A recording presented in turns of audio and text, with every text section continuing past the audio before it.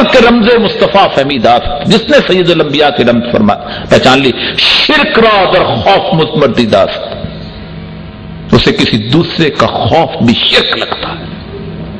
جو پٹواری سے ڈرتا ہے وہ بھی شرک کرتا ہے، جو ایس ایچ او سے ڈرتا ہے وہ بھی شرک کرتا ہے، جو ڈی سی او سے ڈرتا ہے وہ بھی شرک کرتا ہے، جو چیف منسٹر سے ڈرتا ہے وہ بھی شرک کرتا ہے، جو صدر سے ڈرتا ہے وہ بھی شرک کرتا ہے، اور جو امریکہ سے ڈرتا ہے وہ بھی شرک کرتا ہے۔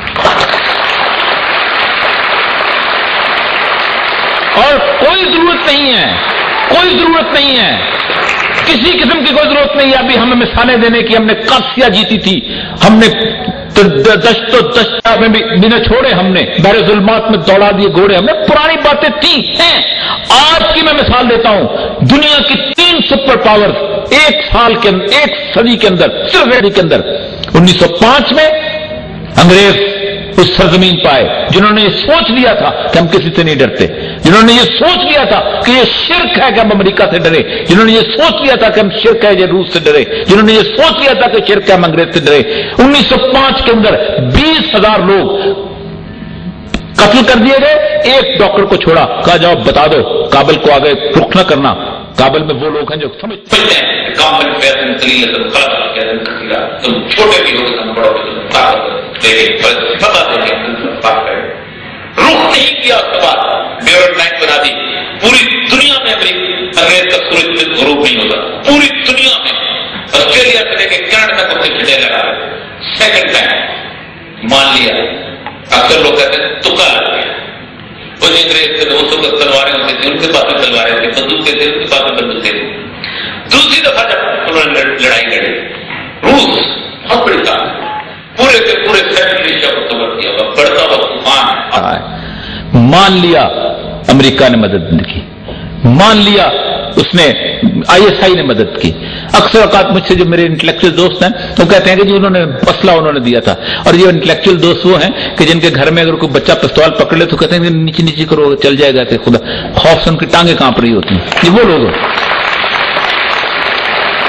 لیکن اس کے بعد مان لیتے ہیں کہ ISI نے مدد کی، امریکہ نے مدد کی اور وہ جنگ جتوا دی۔ لیکن اب کی دفعہ کیا ہوا تھا؟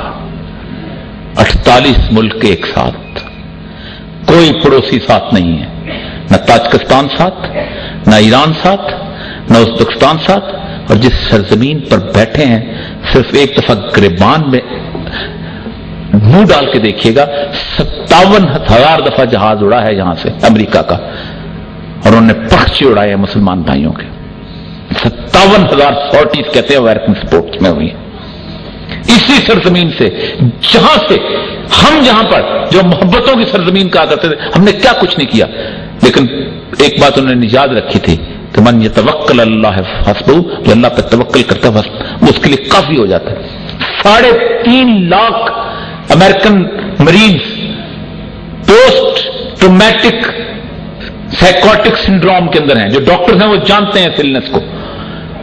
3.5 لاکھ، 35,000 خودکشیاں، ان کے ویٹرنس، ان کا مشہور جو ان کا جرنل ہے جس کے اندر ان کے رپورٹس آتی ہیں، 35,000 خودکشیاں، جاتے ہوئے بھی خودکشی کرتے ہیں، واپس آتے ہوئے بھی خودکشی کرتے ہیں۔ 35,000 ٹوٹلی لاسٹ وار۔ کس نے دیا تھا ان کو اسلحہ؟ اب تو اسلحہ بھی ارادہ تھا، اب تو 35,000 فٹ کے اوپر ڈیلی کٹر ان پہ برسائے جاتے تھے۔ یقین کی یہ کیفیت، تو آج ہمیں کسی کو بتانے کی ضرورت نہیں ہے کہ ہم نے قادسیہ جیتی تھی، ہم کہتے ہیں ہم نے 3 سپر پاورز کو شکست دی تھی، اگر صرف یہ سوچ لیا جائے کہ وہ مسلم امہ کا حصہ ہے۔ اور کیفیت یہ ہے کہ یہ جو سرزمین ہے جس پہ آپ بیٹھے ہیں، یہ سرزمین میرے سید الانبیاء کی بشارتوں کی سرزمین ہے۔ اقبال نے کہا تھا میرے عرب کو آئی ٹھنڈی ہوا یہاں سے، اور یہ سید الانبیاء کی حدیث سے ہے کہ مجھے اس علاقے سے ٹھنڈی ہوا آتی ہے۔